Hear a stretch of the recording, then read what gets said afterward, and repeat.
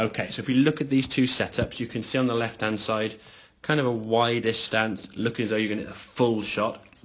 Now, yes, your weight is on the left side at address, which is correct, but the stance being a bit too wide to me, the centre part of your body now, just a little bit more sort of on the ball or behind the golf ball. As a result of that, when that club went back, not too mad on the way back there, a little bit more wrist hinge, which is good, okay? A little bit long in the backswing, okay, but at least we're getting a bit of wrist hinge. As we said, the right arm and the club now, sort of good angle there. But as you come to the golf ball now, sort of left shoulder sort of popping up, like a sort of lifting up, and you see the club face now bottoming out about here somewhere behind the golf ball, and therefore catch them on the way up, and we top the golf ball now on the ground, just sort of scuttling there quite low. The sensation we want to try and create is keeping this angle in that right wrist. So you can see now address, the club and the left arm are more in a sort of straighter line.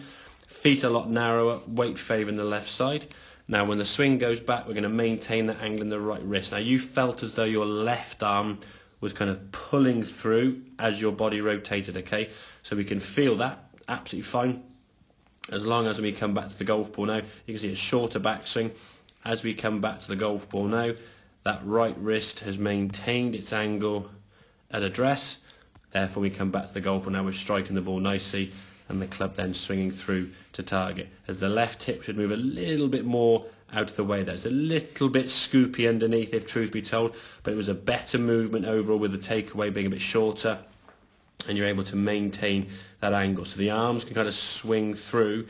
You can see how they swing back kind of there on the way through. We want to try and get a repeatable movement on the way through. They kind of stop a little bit. Now that's a lot of times fear or anxiety of topping it, or just trying to get the ball up in the air, and also tension the grip. So work on those sort of things at setup. As we said, narrower stance, number one. Think of it as in terms of the two different shots. That's long shot and short shot. Long shots being for you anything really over 50 or 60 yards.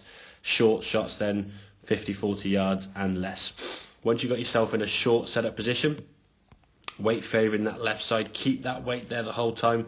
We're then going to try and feel that left arm on the left hip moving and clearing out the way to keep that club swinging through without any sort of scoop or flick in the shot. As long as the backswing is short enough, as you can see in here, compared to where you were, you don't need to worry about now trying to decelerate or slow the club down to try and stop the ball going too far. So I hope that makes sense. Any questions, obviously, Pam, feel free to give me a shout, and I'll see you next lesson. Cheers.